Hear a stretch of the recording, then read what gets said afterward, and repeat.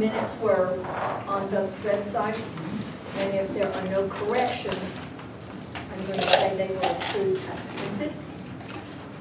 The treasurer's report is going to give us a balance.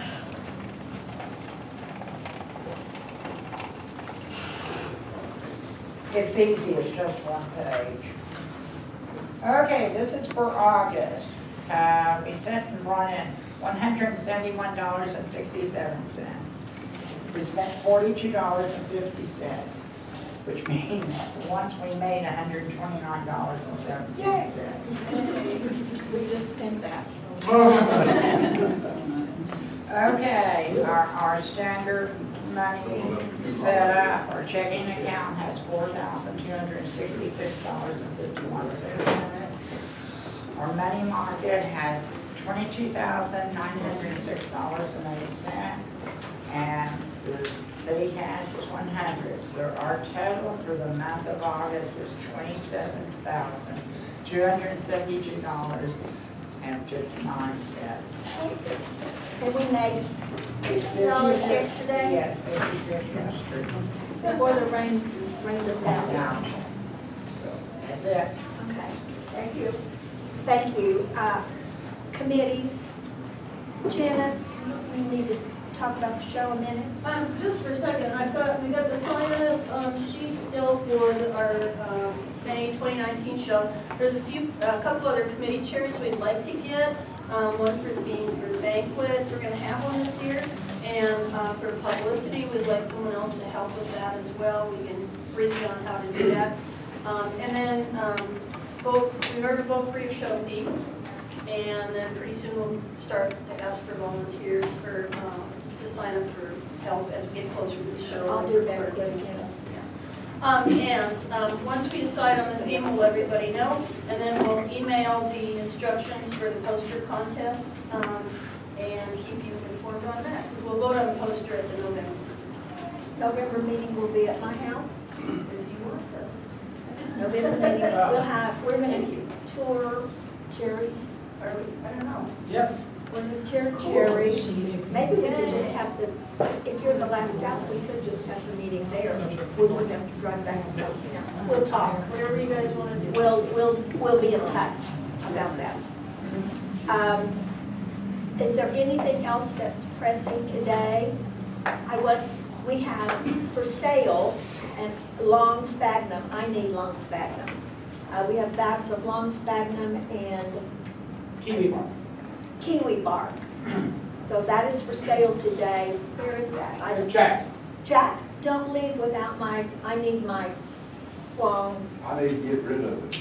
Oh, good, because I need some for my Phoenicians. Yeah. And I've got, all those with Neil. We had a speaker with Neil I also Phoenicians. want some wooden baskets in case people are interested in. Oh, and he has wooden, you have a show and tell, it's kind of nice to Well, I show didn't have those. room here for show and tell, but there's, you can show and tell out of the back of my van. Okay, well, maybe you can get one and show us, but don't leave till I get that spec. Lots of nice watches too.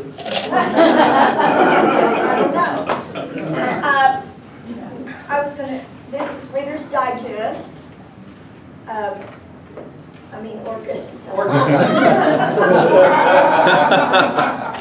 Orchid Digest, Burl. I just wanted to remind people that are not members of the Orchid Digest Corporation that in the third quarter issue, there are 2 articles which feature our speaker today. So those of you that didn't read this before he came, look up this issue. The Society gets one, should be in our library somewhere. Who gets the digest? Oh, Alan. No, I don't get the digest. I don't either. Who gets the digest? Girls should be getting You it. get the digest? Don't you get the digest I used to, but not anymore. for the club? Well, Why do you get the digest? I like it. Well, the club digest, we're not talking about the club digest. The club's digest. Oh, I think I get it. I do. Okay, well, you probably ought to show that. I get it. But- I get now. Those of you that haven't seen it, look it up. You can also get online and order an extra from any group, they'll send you. Besides, it's a good magazine to just subscribe to. It's not very expensive. And it's all, It's really good. it's an all-volunteer organization. That's right. And you only have to read it every 2 months. That's right. And the nice thing about it is, look, you guys in here, this room, you're here for a reason. Because you're not just the July, August, flat September. beginner orchid grower. You actually have a slightly higher intellect towards orchids. That's why you're here. And so the thing about the digest is it's geared for a slightly higher intellect. And so this is the kind of magazine that'll help, carry you onward, right? And can stimulate your interest in orchids. And it's written by real professionals, a guy, Harold Kupowitz. He's a fantastic, he's a personal friend of mine. Harold's, it still gives me goosebumps to hear him talk and be in his aura. He was my mentor as an AOS judge, and the other folks on the board are just Hasagawa. Narita Hasagawa. The whole group is He came yeah, here. very impressive. It's a good magazine. You want to hear about AOS? I do. Okay, we had, up in Winfield, Kansas, we had 2 awards out of 7. And there's only 4 judges. Myself, Brian and Max and Sarah Pratt. So we're really a decent couple there. Anyway, one was a Habaneria Medusa by Brian, had 2 awards, an AM of 84 and a CCM of 87, and a Habaneria Dentata for ATC of 78. So it was nice. We got it pretty quick. So. Thank you. And AOS, it's a great magazine. I'm sorry I don't have a current copy with me. But you still get, for a 2-year subscription or renewal for 2 years, the $30 off of a $100 purchase from one of the 26 vendors that are listed. And a lot of those are redeemed at my nursery, by the way. Oh, really? Hey, there you go. So, yeah. Good choice. So that's it. And I want to say this about the AOS, because the Orchid Digest is a great magazine, but the American Orchid Society does not get the kudos it deserves. It's because the reason why we're all here today, right, is because of the vision of the founders of the American Orchid Society and their commitment to orchiding and the developing of the judging system, the magazine, and this whole idea of the clubs and sponsoring this. It's those guys who made the hobby what it is today. And so you can't say enough good things about the American Orchid Society. On the point of Fred Clark's part of those vendors there, they're giving you a great opportunity to Buy a plant. get some of these plants. I get a lot of those, like 3 or 4 a week. Oh, really? I can give it away at my nursery sometimes. But it's all good. I'm happy to do that. Yeah. Go get a subscription and steal them on vacation.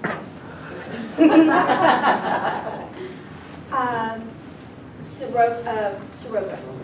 Okay, Soroka Show is in Shreveport this coming weekend. It is a one-day show on Saturday. A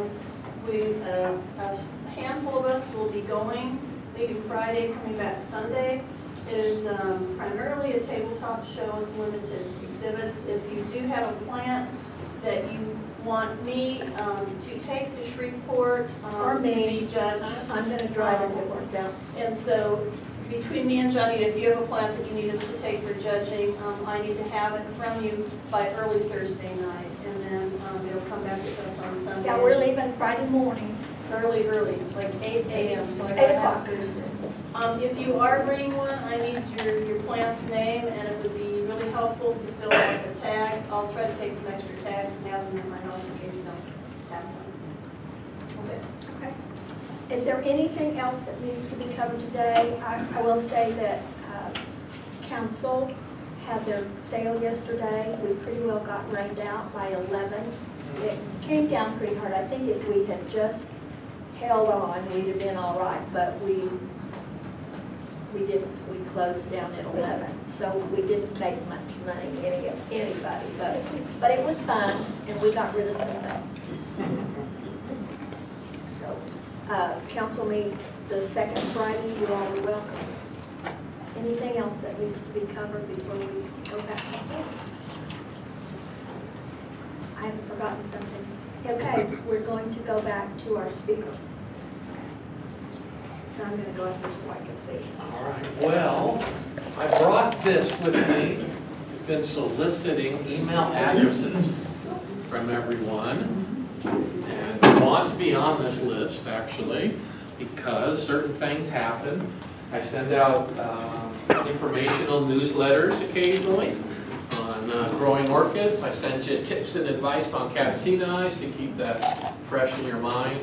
There's also sales that I do, and so the sales I don't generally advertise unless you're on the email list. And so I don't like try to do some campaign and tell the whole world, if you're on the list, you get the notice. If you're not on the list, hopefully someone will forward you the list.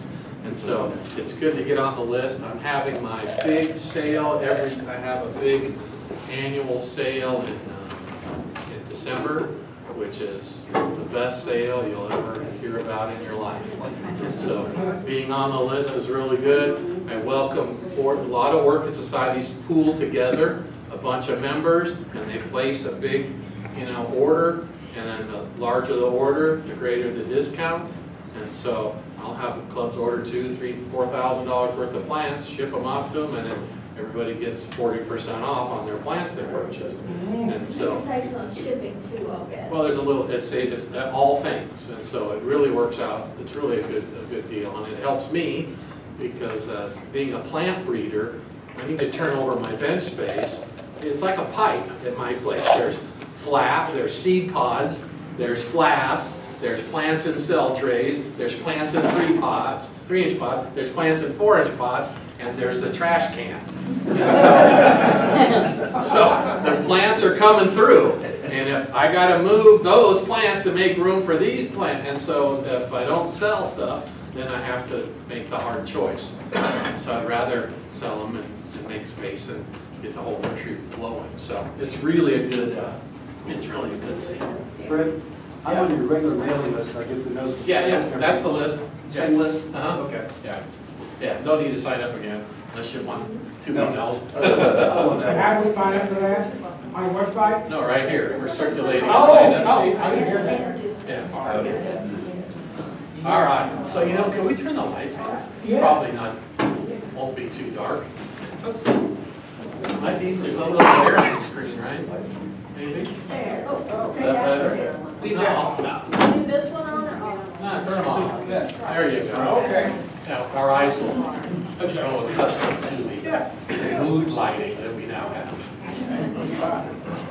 No sleeping. Yeah. I promise no one will sleep. All right. So we're going to talk about catasetums, or Stechnochus marmotes and catasetums. And so this is a very interesting group. When I first started growing orchids, it was over 40 years ago. That's amazing to think that was 40 years ago. It was the neighbor lady who got me started growing orchids. The neighbor lady.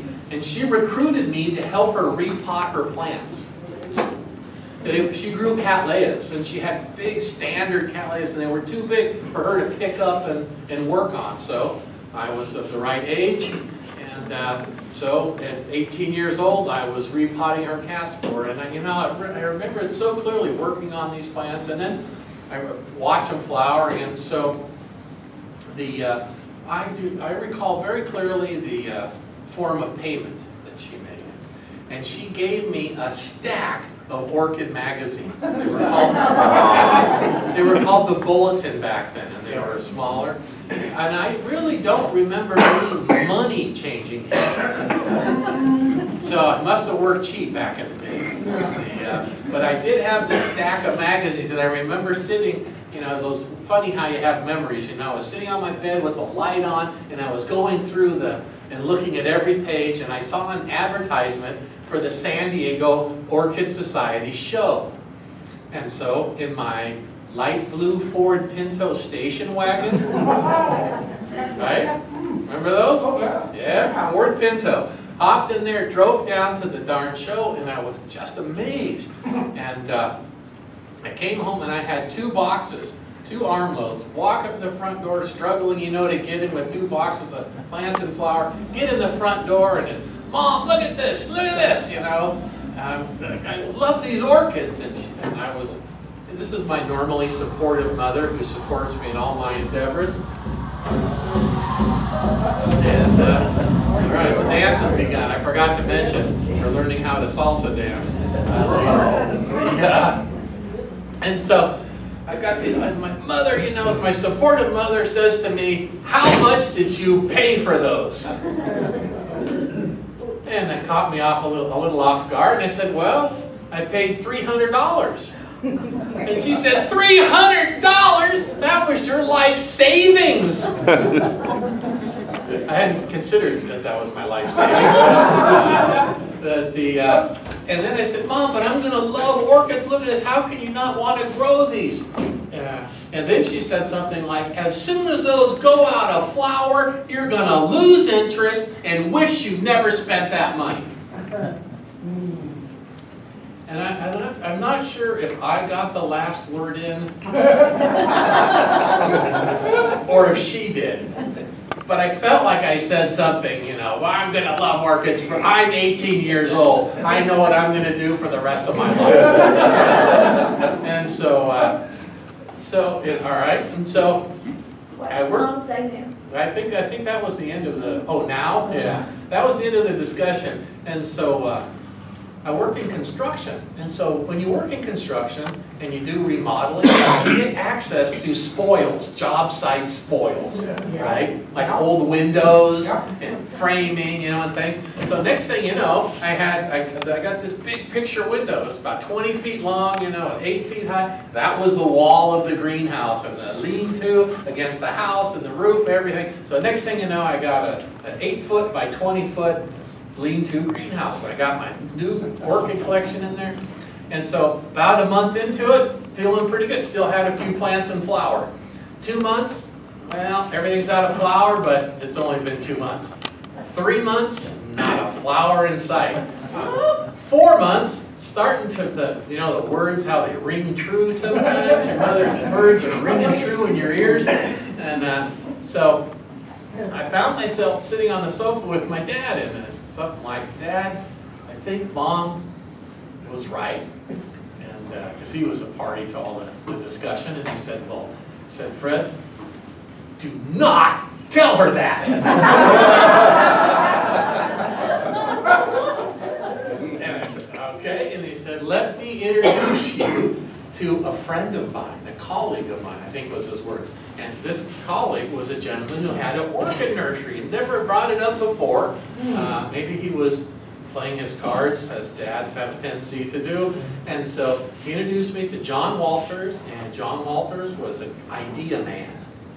You ever meet somebody who's all ideas, but they can't implement anything, but they got ideas just everywhere, right? And so I was pretty good at implementing. So John and I hit it off. And the next thing you know, I had little jobs around the nursery, and I would get paid in orchids. I was broke, right? So I got paid in orchids. And he had a lab. And so I made my first hybrids at a very young age and sowed the seed, did the lab work, and raised young plants up. By the time I was 21, I had flowered plants of my own hybrids. And so that was close to 40 years ago now. So I've been breeding orchids for quite a while for a young man that I still am. And so what happened is I realized that lots of people had Cattleya orchids, right?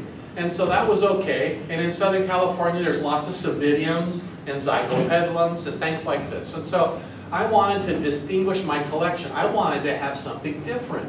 I wanted to have a group of plants that no one else had. Right? How good do you feel when you bring in a plant that you know nobody in the club has, and you put it on that plant table, right? And everyone, ooh, ah, you sit a little taller, right? Your chin's a little higher, you know, it's good. That's part of the hobby, is to have really good plants. And we as orchid hobbyists, having something special is really nice. And so Catasetum fell in my lap, and so I started growing them. And so one of the first I ever got was a Cycnoches. But first, how do you pronounce that? Right? I say Cycnoches, and I don't know if that's right, because I hear it pronounced Cycnoches, and that sounds like it could be okay. And I've heard it pronounced Cycnoches. That sounds right. How about seek no cheese? That's not right. But the proper pronunciation is Cycnoches. Cycnoches. Cycnoches. Of course, I say Cycnoches. But Cycnoches is how the stickler pronunciation would make you say it. I think yours is right. Yeah. And so the species Cycnoches, no, Cycnoches. All right, they have dramatic swan-shaped flowers, and they really are spectacular. Probably, yeah, close to my favorite. There's 3 species that have been introduced to cultivation that have really revitalized the interest in these. They're easy to grow once you know how to grow them. They have beautiful foliage when they have leaves. They have male and female flowers. Now this is weird, right? Now we as humans, okay, male and female, that's very common, and so we don't think much of it. But in the plant world, right, there's usually not male and female forms. And in terms of the orchids, like you can look at that table over there, everything is perfect flowers. They're all perfect. There's not a straight Catasetum over there. They all have perfect flowers. That means there's a pollinia and a stigmatic surface present in every bloom. Okay? And so in the case of Cycnoches, they have flowers that are male with only male parts and flowers that are female with female parts. And this is weird in orchids. Catasetum, we talked about it in the growing part, belong to the tribe Cymbidiumae. Cymbidiums come from Asia. Cymbidiums are perfect flowers. So Catasetums made the journey across the Atlantic, ended up in the New World, and then evolved into the most modern form of orchid, male and female. So I think they're the most recently evolved state. It's the highest state to be male and female. And so the genus of Cycnoches is divided into 2 sections. One is called the Eucycnoches and the other is the Heteranthe. And they make excellent hobby plants.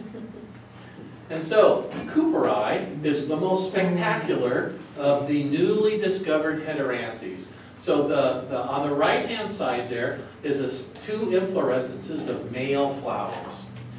You can't even see the plant behind the flowers. There's more color of bloom than there is green of plant.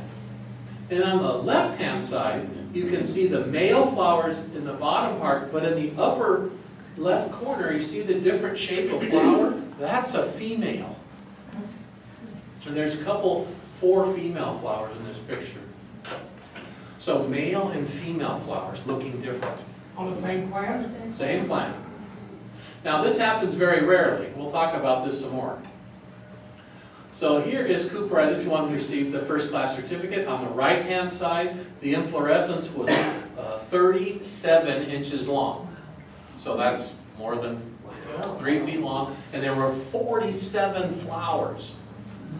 And they were about that big too. Each of the flowers was about that big. And that is the male, and then those are the females that go with the male. Rarely do you see plants producing male and female flowers simultaneously.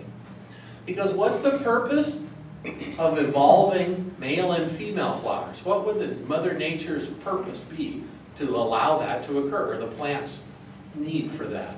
Breeding. For breeding, right? It's to assure genetic diversity. Right? We've all heard the jokes about inbreeding and hillbillies and all that kind of stuff. And so you don't want to inbreed because you consolidate those errors in your genome, double up, and then they become very prevalent in the offspring. So you want to outcross with a different race, and so that you can have this genetic diversity. And so by having male and female on the same plant, you could pollinate yourself. That rarely happens. Usually you have male and female plants separately. And then, now there are two color forms of Cooperi. This brown color form is the typical color form that you would see. And this is 99% of all plants look like this. But there's a green color form. And the green color form has been raised to a subspecies level, and they call that Ayacuchoensis. Now I can only say it because I've said it a lot. And so why the heck would you give it such a complicated name? And actually, here's the story behind it. This green form of Cooperi was found growing near the town of Ayacucho. Ayacucho is in northern Peru. And from the Latin ensis means the place of. And so this is the green Cooperi of Ayacucho. And so it's Ayacuchoensis. Makes perfect sense, right? Still can't pronounce it, but at least you know what it means. All right, then there's Barthiorum, and Barthiorum is one of the newly discovered ones. Barthiorum has a very complex color form. The flowers have this rose color with a little green in the background with the burgundy spots, the pink, and a white hand-like, spider-like lip. And this is the plant you give to an American Orchid Society student to describe. And you do that in less than 20 words. Very hard to do. That is a complicated color pattern to describe. Now, Barthiorum, like Cooperi, has male and female flowers. So these are the males, and these are the females. The males are more showy than the female flowers. And then there's Heron-Husanum, and Heron-Husanum is a lot like Barthiorum in its flower shape. You can even down to the lip, it has that same style of spider-like lip. Of course, it has that yellowish kind of chartreuse color. These are the males, and that's the female. The female flowers are quite surprisingly thick and very heavy. So if you look right here, right, that's like 1/4 of an inch thick, hard as a rock. And the female flowers, like the males, are very fragrant. Now, in orchids, there's a structure. I don't know if this is the best one to show. Maybe it is. There's a structure on perfect flowered orchids called the rostellum. And the rostellum is a piece of tissue that separates the pollinia from the stigmatic surface. It's very important because it prevents self-pollination. And so the rostellum, but when you have a plant like a Cycnoches that has male and female flowers, the rostellum no longer has a purpose because you have male and female flowers. But when you look at the female flower, right there is the rostellum. And so what could possibly be the purpose of a rostellum on a female flower? The purpose of the rostellum is to prevent accidental pollination, which is important because you don't want to self-pollinate. Even though you're a perfect flower like all those, you still want pollen from another individual to come in to pollinate it, not yourself. But if you look, there's a little notch right there and right there. Can you see that on each side? And so the rostellum sticks up in the middle like this, and then, wow, I can't do that.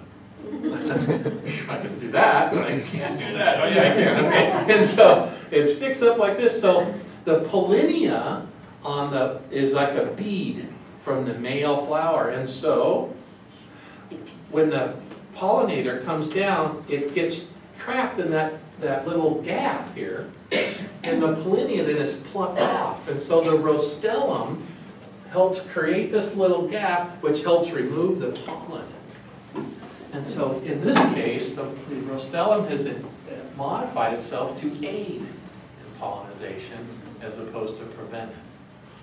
Fascinating adaptation. I think these are the most evolved orchids on the planet. All right, so then there's Vorsavixii. And Vorsavixii, this is the plant that got me hooked. The first orchid, Catasetonite type, the Cycnoches that I saw, that I just, you know, you had that burning feeling, and like bad thoughts were creeping into my mind because the guy would not sell me his plant, right? And so, like, hopping over the fence at night, right, getting the plant, you know, I mean, I never did that, but I believe I entertained that thought. And they're magnificent. The flowers are huge on these things. They're green, they're fragrant. 9, 10 flowers on a stem. It's called the swan orchid. And they say they look like swans, and I don't know, it's hard to say, but if this was the surface of the lake, and this was the body of the swan, and here's the arching neck and head, can you see that? And it's a little stretch of the imagination, but that is the swan. You know, I still try this every year. Take a flower off and get a dish and float it on water, right? So it looks like that. You know, I cannot get a darn picture that captures enough the look. But in fact, it looks less like a swan than that one does there in that shot. So Vorsavixii, okay, so these are male flowers. Now the Eucycnoches, they also have male and female flowers, but they're very similar. So this is a male, and these are males. I've been breeding these a long time, so back originally, this was considered the excellent form. In fact, this has an 88 point AM, this one, for my AOS judge in the room. And now, I haven't exhibited this or this. Looking like FCC to me. That, I see the gap, to that. Look at that. Really impressive, the improvement. And so the new ones are really nice. How big are they? They're about 4 inches across. So these are males. And this is a female. Can you see a difference? It's pretty subtle, huh? Think about that long, skinny neck. Right? And now you can see it's much broader. And then you see the rostellum on there with that little gap, the female flower, to help capture the pollinia. And so when you pollinate these things, they're fascinating. The lip of an orchid flower has a purpose. That's the landing platform of the insect pollinator. That's what the lip is for. You land on the lip and you push underneath the column and you get usually a nectar reward, and then on the way out, you remove the pollinia, and then returning, you deposit the pollinia. But look where the lip is on this. You don't press under the lip. And so the pollinators of this land on the lip like this, but they can't get a good foothold because it's all slippery. And they slip and they fall off and they come down and they hit right here. And when you touch the tip of this, like here, right there, the pollinia pops out and glues the pollinia on your back. And then you fly away. And then you go to a female flower and you do the same thing. You try to land on the lip, but you can't. There's nowhere to grab hold, and you slip off, and the pollinia is plucked off by that little rostellum kind of device there. So it's a slip and fall that results in the pollination of these flowers. So it's amazing. What an adaptation. Critters pollinated? Euglossine bees. We're going to talk more about those in a minute. And so the amazing Cycnoches hybrid, so here we go. So one of the first made with the new Cooperite Barthiorum was Jean Monnier. So Cooperite on the right crossed with Barthiorum made Jean Monnier. And the Jean Monniers were quite spectacular. Tons and tons of awards were given to these, 18 or 19 awards. This is a cross that I made named for Jean Monnier's wife. There's a guy named Jean Monnier, and guess what his wife is named? Jean Monnier. Yeah, Jean and Jean Monnier. And they got lots of awards on these. Here's a nice one. And then look at that. Yeah, really good. It's really a great primary hybrid. Then we took Heron Husainum and crossed it with Borzovixii, and that made something named for my son, Kevin Clark. Kevin's were quite nice. It's interesting, so these are we're looking at the male perspective of these. And so here is the female perspective. Female Heron Husainum, female Borzovixii, and a female Kevin Clark.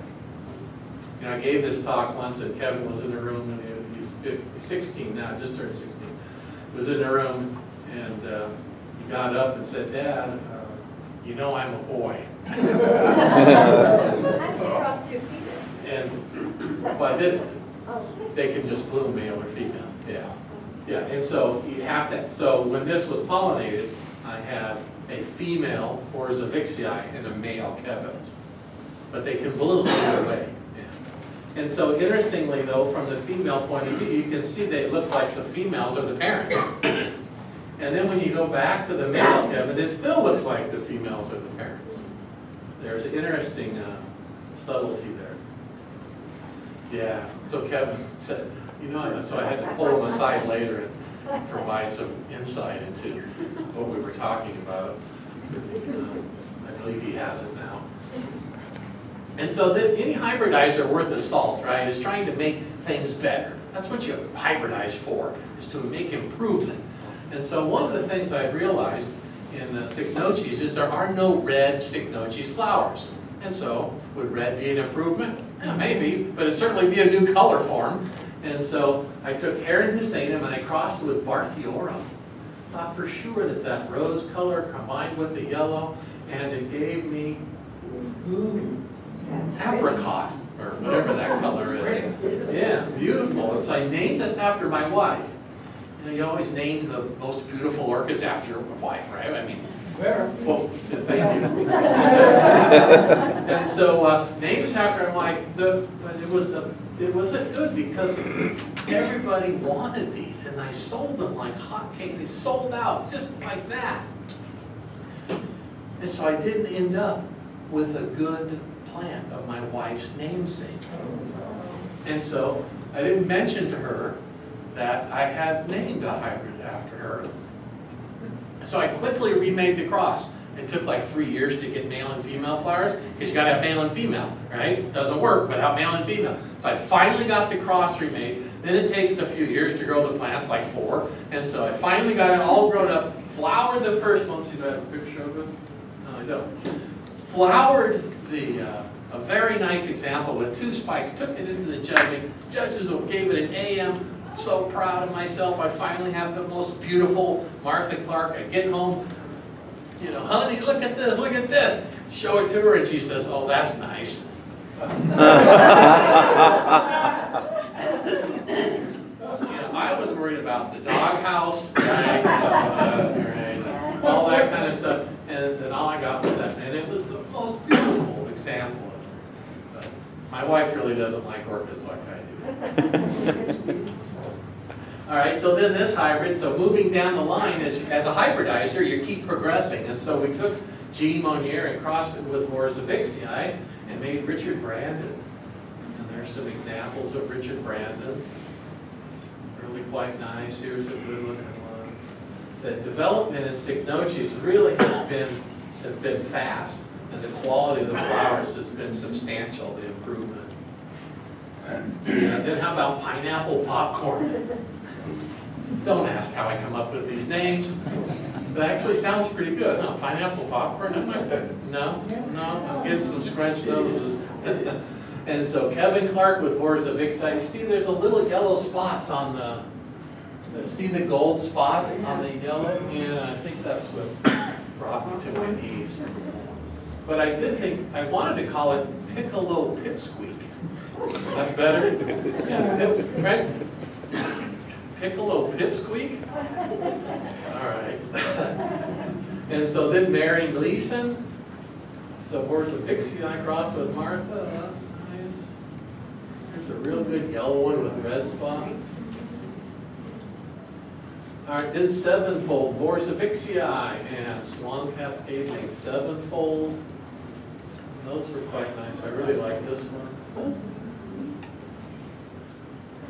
Oh, dark swan. So, all right, so you get to be well known for the black orchid and all that stuff, right? So, how do you breed really dark colored Cycnoches? So, we took Richard Brandon, we crossed it with Florange. There's dark swan, but look at that one.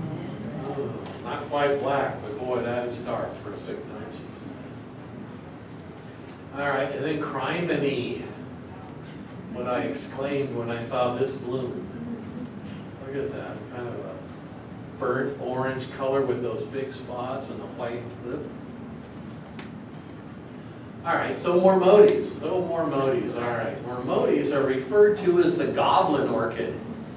And they're really unusual looking. The flowers are twisted and contorted. In fact, if you saw Mormotes in bloom, and if it wasn't at an orchid show or an orchid meeting, you might not be sure it's an orchid. And they have perfect flowers. So even though Cycnoches have these imperfect flowers, Mormotes are perfect with both male and female parts. They're kind of hard to grow well because they live in very limited environmental conditions in nature. And that is Mormotes lawrenceana. Mormotes are so curved, the petals go forward and the sepals, the lip is kind of saddle shaped. Here is maculata, yellow flower with red spots. Can you even see a flower? There's about 20, but if you look right here, it's kind of weird, that little trail on there. So here is the back of the petals. Here's the inside of the front sepals, and here's the bottom of the lip. So it's, instead of being like this, it's clawed. But they really have nice color. What nature fertilizes that? The same bees I'm going to show you in just a minute. Yeah, euglossine bees. And here is Mormotes elegans. It's an elegant looking flower. Then there is sinuata. Red flower with stripes. How about hookeri? See the lip on there? You can see how fuzzy it is, right? It has a fuzzy lip. Yeah. And then how about ignea? And how about this ignea? It always reminds you of a swimming octopus or squid. And then, all right, so then we started making some hybrids. And so I took Mormotes sinuata and crossed it with hookeri. And so, you know, you saw that a lot of these had names of people's names, some of the crosses. And so often I get shown up by my customers.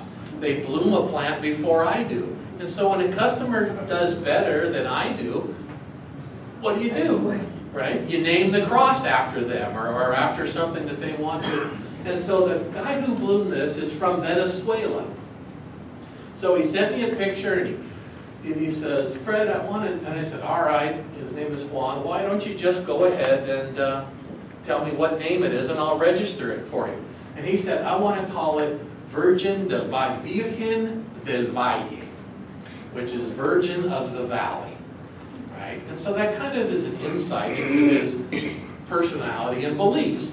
When you want to name an orchid, Virgin of the Valley, being a good Catholic, right, and all this. And so, okay, and so now I was not thinking Virgin of the Valley. This is sinuata by hookeri. And so, so my mind works in different ways, obviously, because I wanted to call it Sinful Hooker. Of course, I did not reveal this to him because he wants to call it Virgin of the Valley. And so I submit the registration, and when you submit the registration, you have to give 2 choices. So the top line, I put Virgin of the Valley, and the second line, I put Sinful Hooker.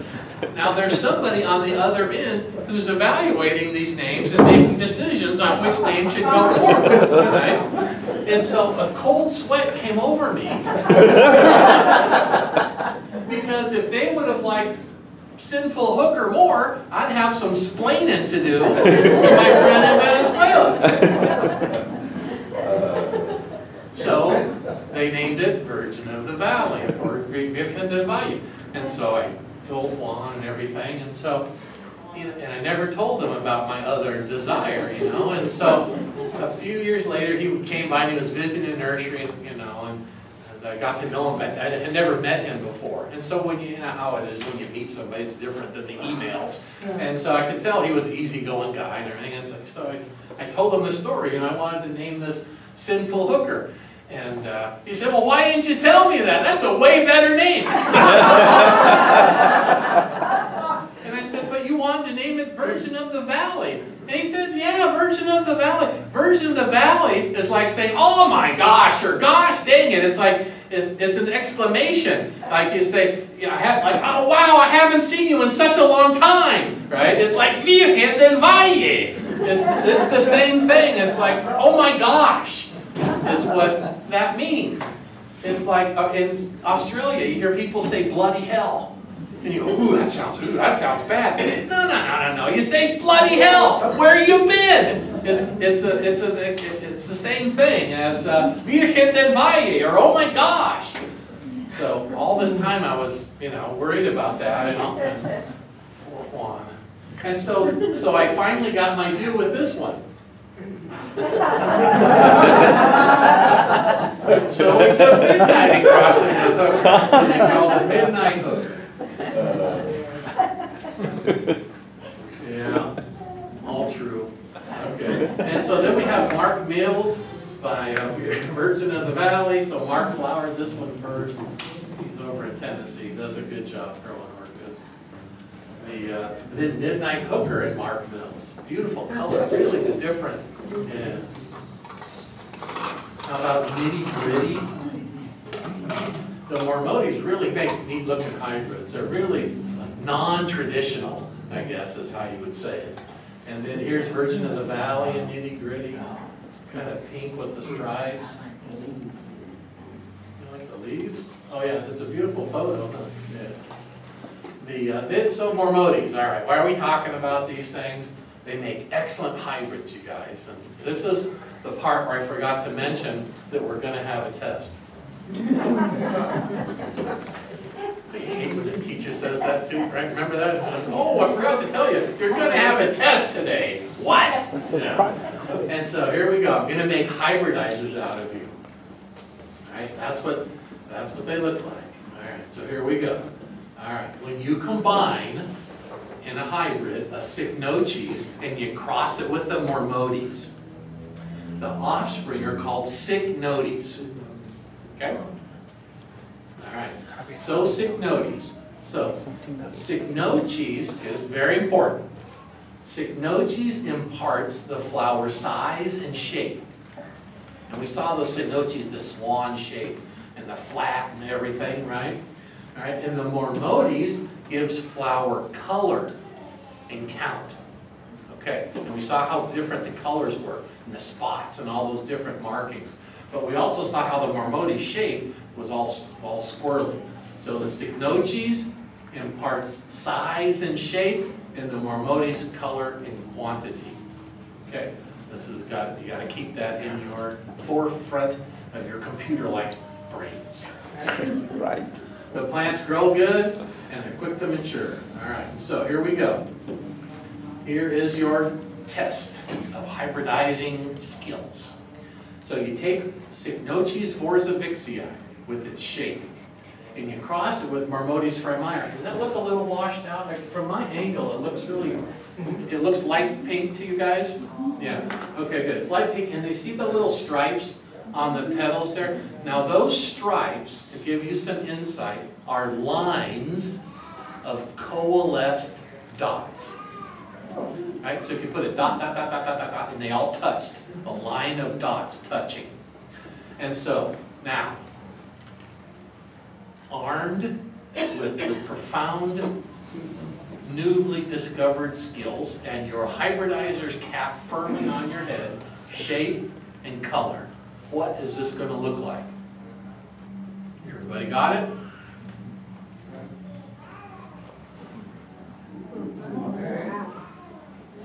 shape. And remember those spots that were in the lines? They broke apart. Pink flowers with those spots. Beautiful thing. This got a first-class certificate by the American Orchid Society. Okay. How about this? Here's Cycnoches mannii and Mormodis sinuata. One's got shape, one's got color. You ready? Wine Delight? Wait a minute. How many of you know Wine Delight? Right? Let's go back again. Those are the parents of Wine Delight? Right? Pretty good. And so Wine Delight actually is the plant that put on my radar screen the power of this phenomenon. It's a match made in heaven. You can get the magnificent form of the Cycnoches.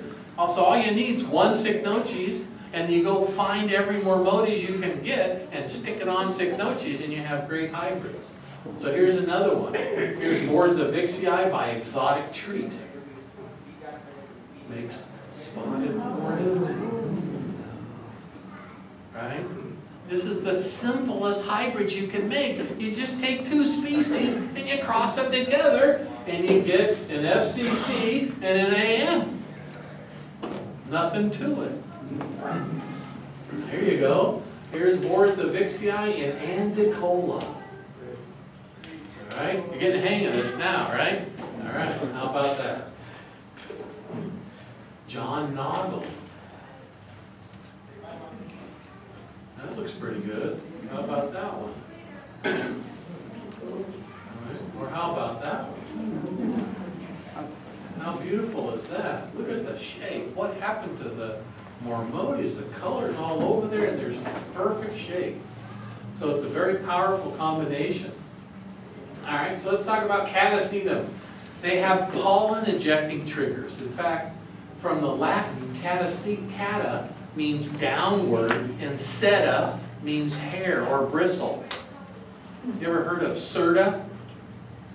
Right? No, what is it? The brush. Who are the brush people? Fuller brush people? But there was, maybe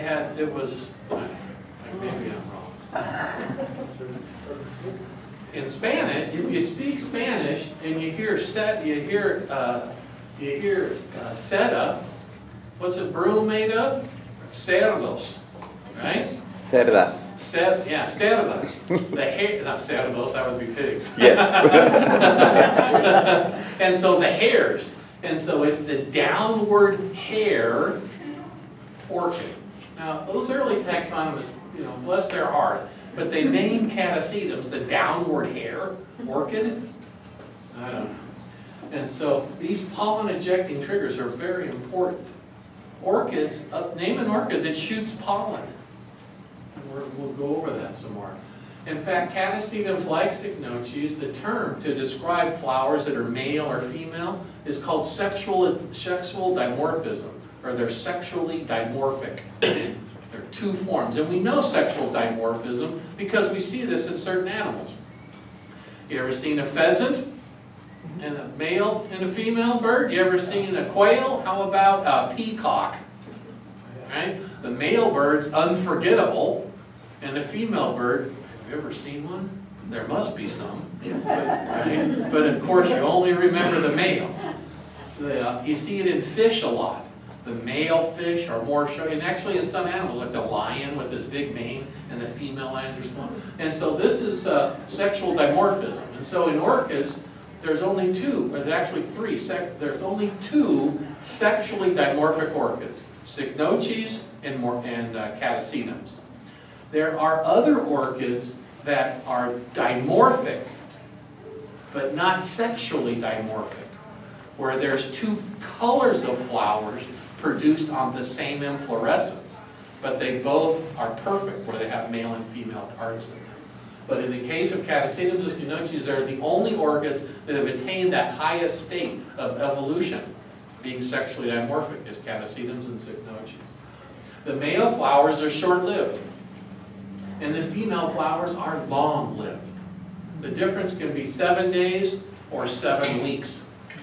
It's a big difference.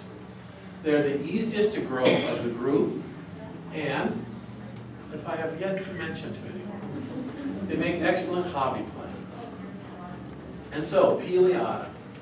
Peleotum is the largest and the showiest of the group. You can see by my model's arm there that that flower is quite large. It's approaching 4 inches in natural spread. So it's that big. This cultivar here is called dinner plate. That's how big that lip is. Of course, it's not dinner plate size, but it sure seems like it when you look at it.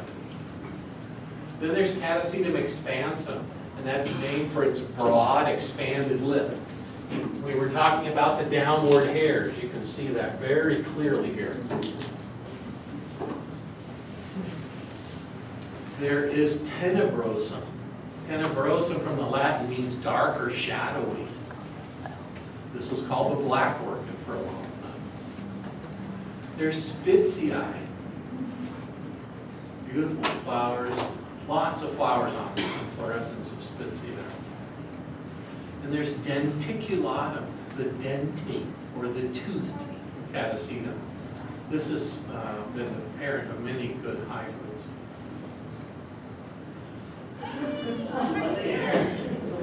All right, now remember my Crocodile Dundee moment? Right? And I was telling you about my impaled hand and my grimace, and that was Catasetum sanguineum. All right. Now, you know, I was giving this talk just a few weeks ago in Toronto. In Toronto, they have a huge club, 150 people, and it fills a whole basketball court with people. And I was up on this stage where you're about 6 feet high, and there's a podium, and they're like my flock. Right? I'm telling them about catasetums and stuff. And I came across this picture. And you know, I took this picture, and I never noticed something about this picture, maybe because of the oblique angle I've always looked at it from. But someone in the audience started giggling and laughing, like a little bit like you guys did. But then someone said, monkey face, right? And so I'm standing on the stage, and people start giggling and laughing and saying monkey face. And so it's uncommon, you know, it's not a normal thing. And so I believe my self-consciousness of the comments was being expressed on my face, because someone then said, not you, pointed the picture, which was really bad because I was going, the heat was coming in. I was just, it was rough, and so so I recovered, and so I had to walk around in front. But all of you see the monkey face. Well, it was quite embarrassing. I believe now I can see the monkey face myself. Right? That's the eyes. There's the nostrils, the mouth, and the chin. Right? Yeah. Okay. Okay. Feel better. There isn't anyone in the room who doesn't see the monkey face. That would really make me feel better. Yeah, so this isn't the monkey face orchid or anything like that, right? But isn't that, everybody sees that. All right, so Catasetum hybrids. Okay, so they make excellent hybrids. You know, there's such a variety of forms. And so you take expansum and you cross it with Peleotum, it makes orchid glade. Orchid glade was made many years ago down in Florida. Then you take orchid glade and cross it with expansum and make Susan fugues. Beautiful looking flowers. You take orchid glade, cross it with tenebrosa, makes Donna Wise. And the Donnas were really successful. There's a lot of really attractive flowers, and lots of awards were given to these. And then there's this hybrid, and so it's named for Mark Dimmitt, Donna Wise and orchid glade. And Mark Dimmitt's are really nice. You can see how the petals overlap, and the lip has like a heart-shaped lip, and it has that rich burgundy color throughout. It's really quite a pleasing looking hybrid. But when you look at the parents, right, you can see the orchid glade and Donna Wise, and you can kind of visualize that that's what the offspring would look like. And most of the offspring look like this, but a few flower like this. Complete albinos. And so remember Peleotum with its green